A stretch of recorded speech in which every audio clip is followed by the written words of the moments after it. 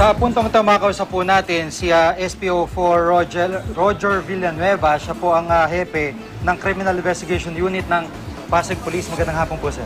Magandang hapon po. Opo, at ano po bang, kung nakapag-report na po yung pamilya, ano pong ginawa ng Pasig Police dito? Ito pong ma-recover nating slag ay pa-examine natin sa crime laboratory to determine the types of caliber.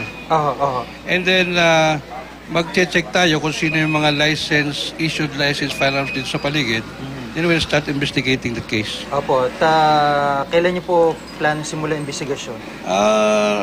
Sinisimula na namin at sasabit nga namin to. And then gagawa kami ng request para sa kung sino may mga issued license firearms sa paligid na to. Opo, paano po kung hindi issued?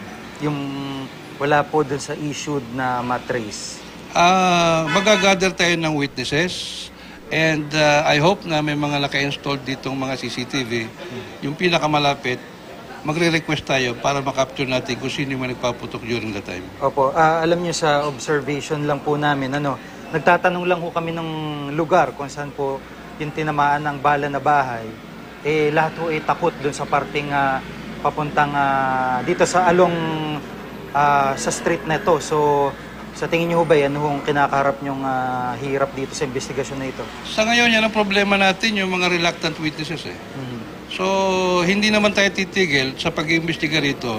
May mga ilan-ilan dyan na may makakapatayan na makapagbibigay ng informasyon. Opo. Sa tingin niyo po ba, anong klaseng bala po yung tumama sa initial niyong impression? Sa ngayon po, hindi pa natin ma-determine unless mayroong report ng ating SOCO. Opo.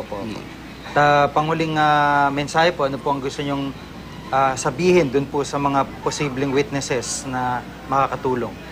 Nananawagan tayo sa mga nakasaksi sa bagay na ito na makipagtulungan sa pulisya sapagkat ito ang magiging susi ng pagkalutas natin ng crime. Kung hindi, baka naman sa pamilya nila mangyari ito. Opo.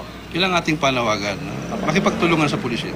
Maraming salamat po, sir. Si SPO4 Roger Villanueva, siya po ang hepe ng Criminal Investigation Unit ng Pasig Police at may hawak po ng kasong ito ng pagkakaroon ng stray bullet o pagtama ng stray bullet dito po sa bahay ng pamilya Reynoso.